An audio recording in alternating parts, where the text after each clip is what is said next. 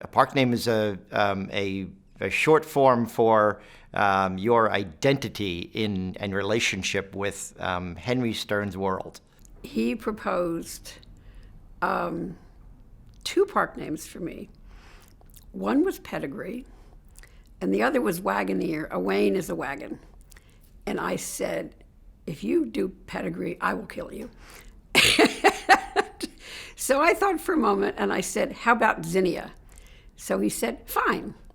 And the reason I suggested zinnia, I figured it's a flower, and if it wasn't already taken, he would buy it. When I was about 16, it was a failed nickname that I tried to create for myself, but didn't take. My park name is Zebra. That's the one that Henry Stern Starquest gave to me. Cerberus. Serena. Olaf. No, not at all. If I do, I don't remember it, so I can't. I may have had at some time. I don't recollect that, though.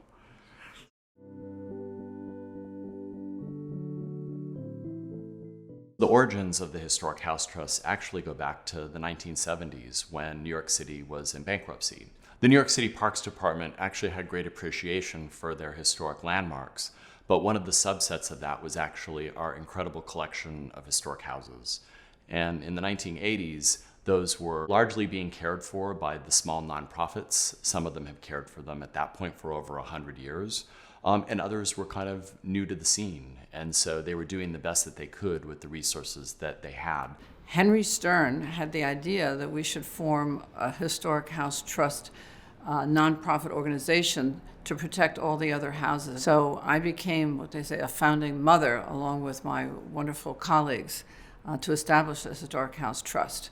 I got a call from a man named Adrian Benepe, who told me about the plan to form the trust and asked me if I would be one of the trustees. The group of individuals who came together was a very natural, self-selecting group who instinctively understood the power of these buildings. I started out as co-chairing with Deborah Krulewitch, who, of course, is one of the founders, and so that was an opportunity for me to sort of intern under her, and then she stepped back and I became the chair. Well, architectural preservation matters to me, and I've been involved in other not-for-profits, like the New York Monarchs Conservancy, New York Preservation League, and so on.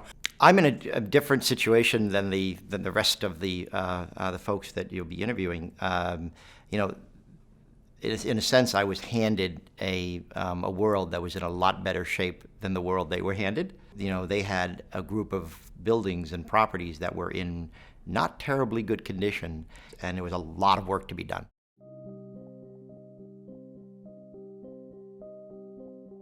We, the Historic House Trust, help to really gather around these historic houses and facilitate the great work that each one of them does. Our houses as a collection and also individually are great educational opportunities, and our biggest audience is school children. A kid walking in here is going to both recognize what's going on, it's a kitchen, but also realize how very different it is from what their kitchen looks like. It becomes a bridge for them to touch the past, and it just makes it real.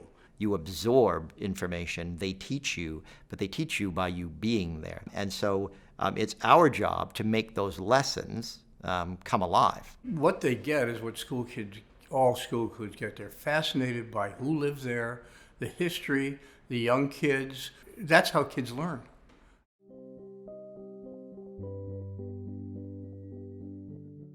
If you believe that culture has a role in the world today and that it is an important and vital human activity, HHT is a particularly apt place to provide support. If you don't actually do something about the history that you have, whether it's physical, whether it is on paper, whether it is fine arts, whatever it is, it could disappear.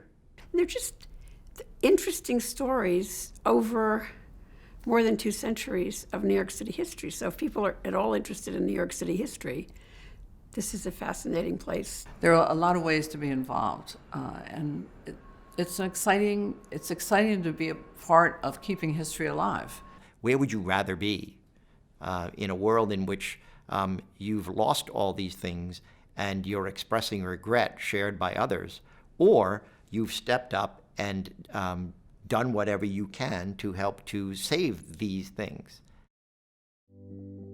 The Historic House Trust has had the great fortune of compelling leadership in its first 30 years.